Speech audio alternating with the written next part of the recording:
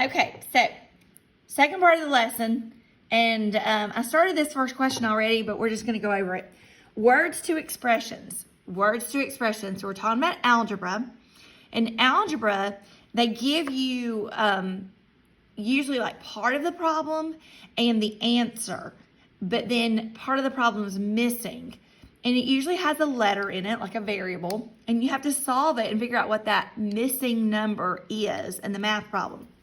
So let's look at the first one. 4 is subtracted from a number. So a number, we don't know what the number is. We don't know if it's 5 or 10 or 100. So we put an X in there. It's an unknown. It's like a mystery number.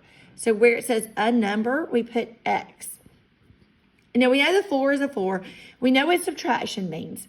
But let's see what order we're going to put this in.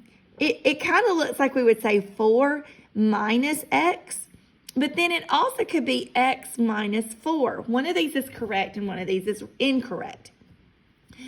And the clue comes from this word from. If we look at the word from,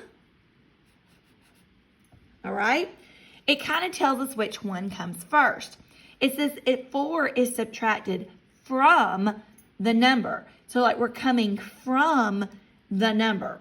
If I come from home to school, then my first place that I was home. I'm coming from home. Well, 4 is being subtracted from a number. So we want the X to come first and then the minus 4 to come second. The number minus 4. All right, let's look at number 2. All right, the product of 4 and a number. So this a number right here, that's going to be our X. Product. What does product mean?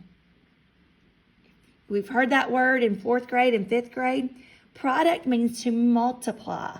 Product means to multiply. So we're going to multiply 4 times the number X. But let me show you something. If we put 4 times X, that looks like 4XX, or it might look like 4 times, and that looks really, really confusing. So we don't do that. We don't use the multiplication symbol. What we do is we just put the 4 and the X beside it.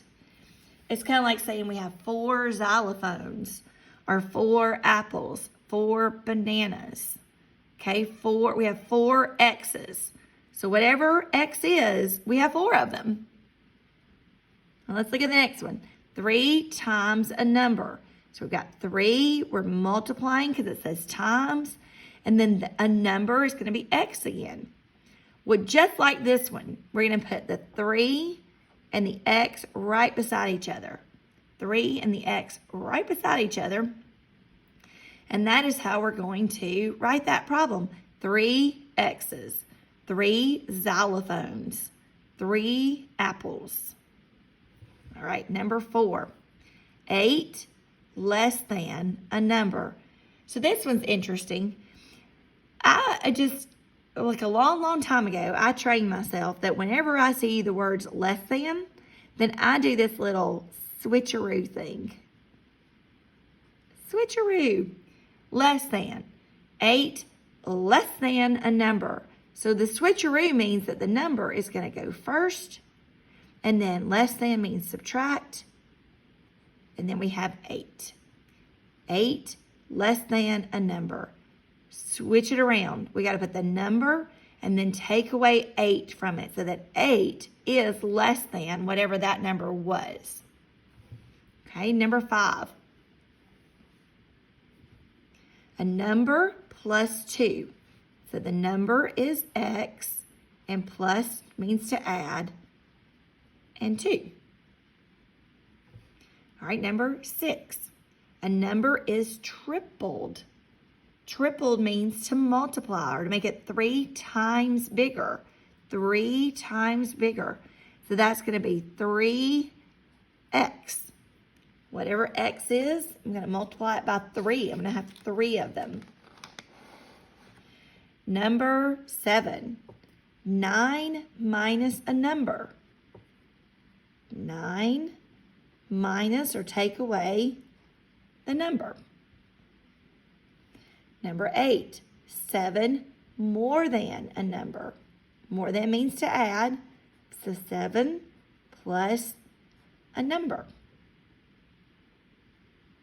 Okay. So that gets us through kind of what we were doing yesterday. Now, the next video is going to be talking about compound words to expressions. So y'all join me on that one.